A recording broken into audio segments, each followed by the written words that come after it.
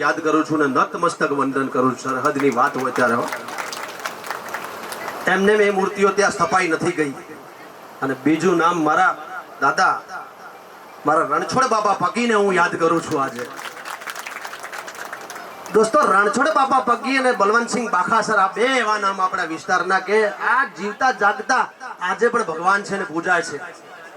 અને રણછોડ બાપા પગીના તો હવે એનસીઆરટી ની બુકમાં પાઠ પણ છપાવાના છે દોસ્તો। અને બહુ જીવરાજભાઈના લગભગ ગામની ખૂબ નજીક એમનું ગામ। અને તમે સાંભળજો રણછોડ બાપા પગી એમનું હવે ત્યાં સ્મારક બનાવ્યું છે। ત્યાં શું લખેલું છે ખબર? વીર રણછોડદાસ સવાભાઈ।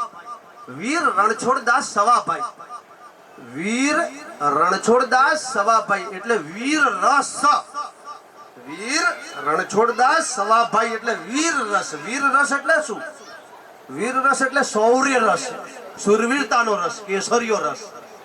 એ વીર રસ પેદા કર્યો તો એક અભણ બાપાએ આપણા રણછોડ બાપા પગીએ અને એમના પ્રતિનિધિ તરીકે આ દેશની સેવા કરતા જવાનો છે। આ દરેક જણ તમે બાપા બલવંતસિંહના પ્રતિનિધિ છો, દરેક જણ તમે રણછોડ બાપા પગીના પ્રતિનિધિ છો।